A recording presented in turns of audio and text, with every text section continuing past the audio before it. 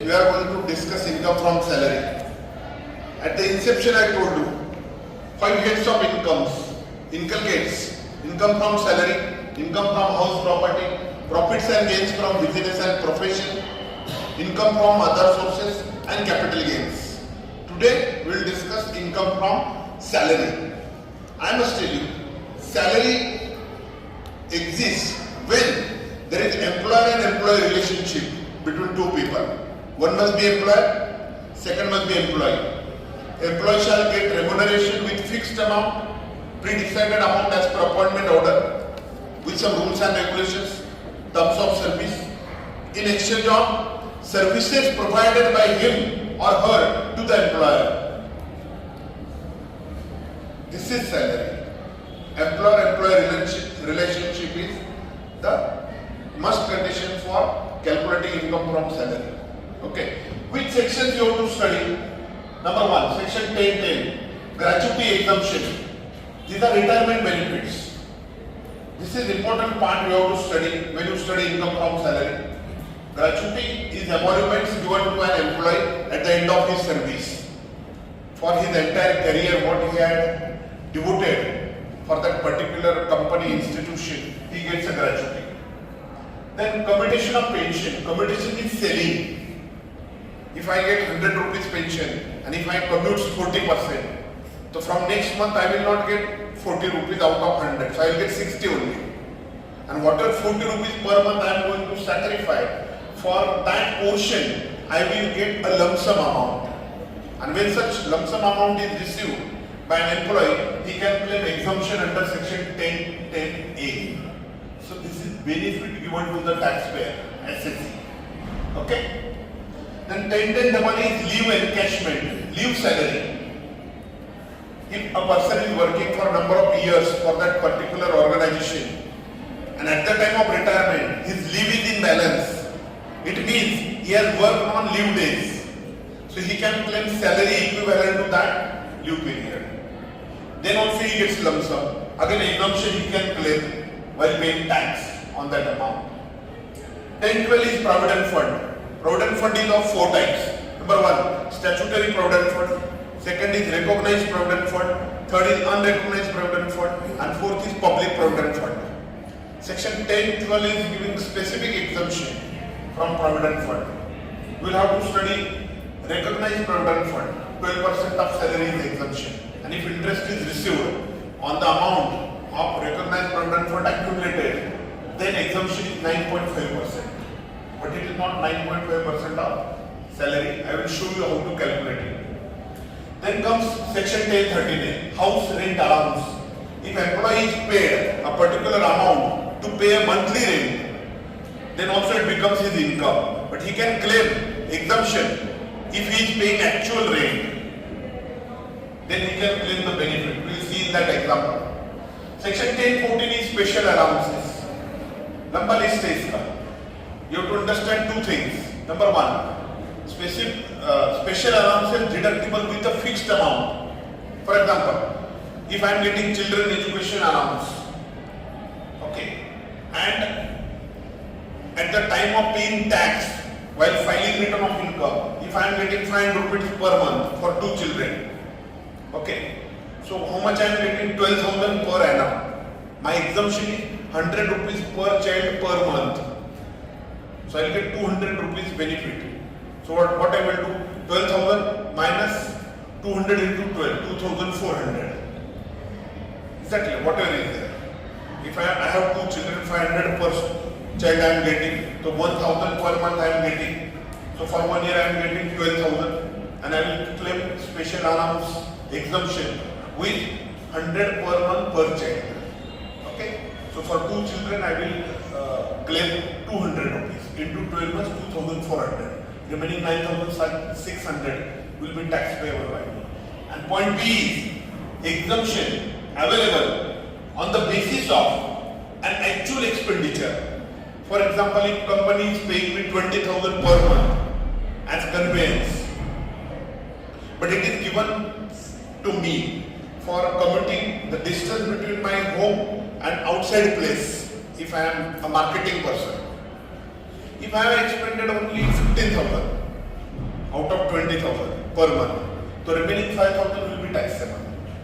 So exemption allowed on the basis of actual expenditure incurred, remaining which remains in pocket, that will be taxable for an SEC. Okay. So you have to study these sections in details. This is your project. Prepare a drawing sheet on which write down all the provisions, all the tables of these sections. For example, this table I have written for house rent allowance, section 1013. Same way for all sections, tables are there. You have to write in your project. Shall I hope it is understood? Now come to this example. Section 1013 it talks about exemption from house rent allowance. If Mr. A is working as a manager at Kolkata and his rent paid by him is 30,000 per month, his basic salary is 2 lakhs per month and his DLS allowance is 10%. Then compute his exemption from house rent allowance. पैसा कितना मिल रहा है उसको, ये देखो actual HRA ratio 20,000 per month मिला, 12 महीने का कितना मिला 2,40,000। गवर्नमेंट क्या बोलता है टैक्स भर। अगर रेंट कंपनी ने नहीं दिया होता तो तुमको जेब से देना पड़ता, तो बोलेगा मैं दे रहा हूं जेब से। I got 2,40,000 but I have paid rent 30,000 per month. Is that clear? तो रेंट ज्यादा पे कर रहे हो but he can claim exemption. Second point में क्या देखो, rent paid minus 10% of salary. Salary कितना है उसका 26,40,000 per annum, 2 lakh as basic salary per month plus 10% of basic as dearness allowance. तो 10% of 20,000 कितना होता है? Sorry, 2 lakhs of 20%, 10% of 2 lakhs is 20,000.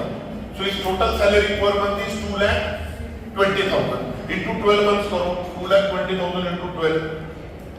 Is it okay? 26,40,000.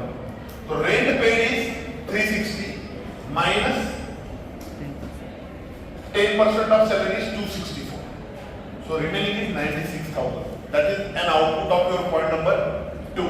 And point number 3 is 50% of yearly salary. That is 50% of 26,40,000. That is 13,20,000. So least of the following, तीनों में से कम कौन है? 2,40,000, 96,000 और 13,20,000. 96,000. So our exemption is 96,000. This is our answer. Friends, two columns I wrote here. Column A, if he or she means employee, assessee, taxpayer. If taxpayer is residing in MKDC, Mumbai, Kolkata, Delhi and Chennai, that is the meaning of MKDC. Why MKDC? These are metropolitan cities. If he is residing in metropolitan city, then this column is applicable. If he is not residing in MKDC, if he is residing in Pune, Indore, Jaipur, applicable is column B in that case. Change is what? Point number C. Third, 40% of salary. Remaining is same calculation is there. So test of your knowledge is there in correctly reminding the provisions with section number and actual proper calculation. So you will have to prepare this chart, remind it properly so that in examinations you can provide proper working note. This you have to provide in working note, very important. You cannot put final answer. How you have calculated that? So what benefit he has got? 96,000. So when he will file actual return of income, he will show HRA how much he received, how much.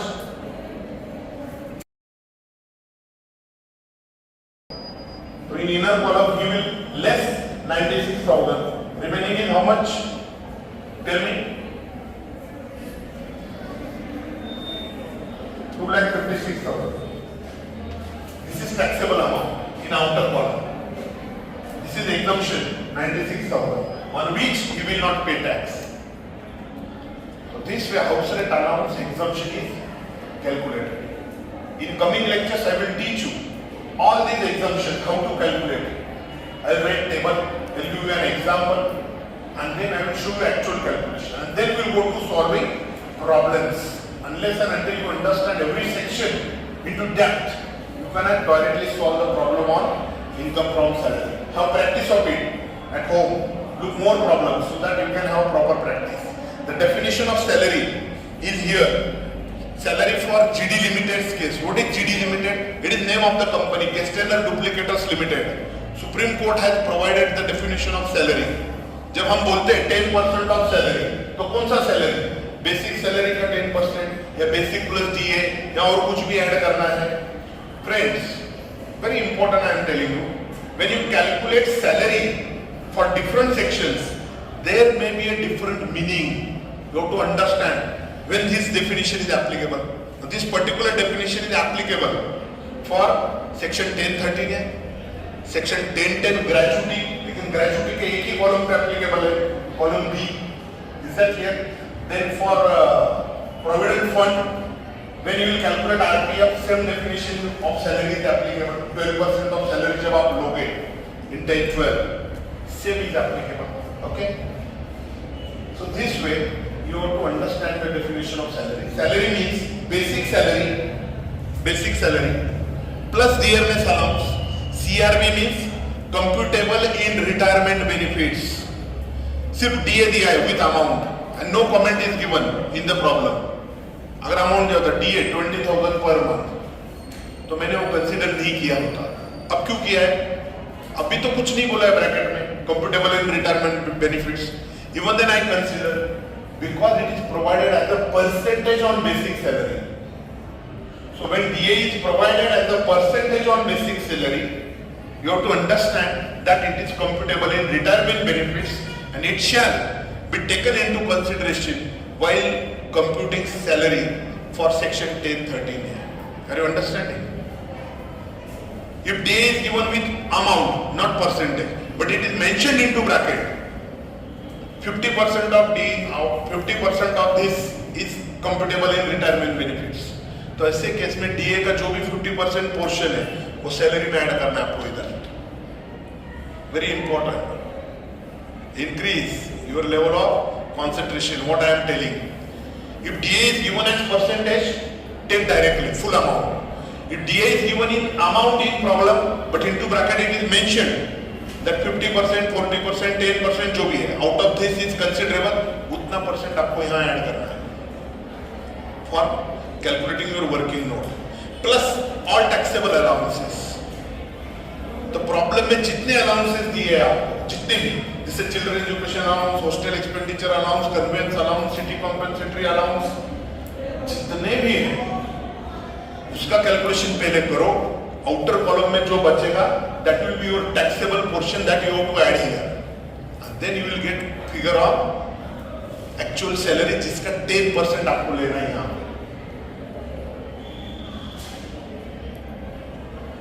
समझ में आ रहा है? जो मैंने बताया वो ध्यान से सुनो. नहीं समझ में आया तो लेक्चर 2-3 बार देख लो. Because income tax has predominant importance. उसमें मिस्टेक की गुंजाइश नहीं है. If you make a mistake in income tax calculations you will get a notice. उसके भी सेक्शंस है. Section 148, 271, 271 A, B, C, D, F, G. Lot of sections are there. So mistake is not allowed. So your knowledge must be into depth. So you will have to read, you will have to understand, and you will have to put maximum efforts while studying the provisions of Income Tax Act 1961. So I hope it is understood. If any question is there, you can ask. Any question? Any doubt? Okay, that's all. Thank you.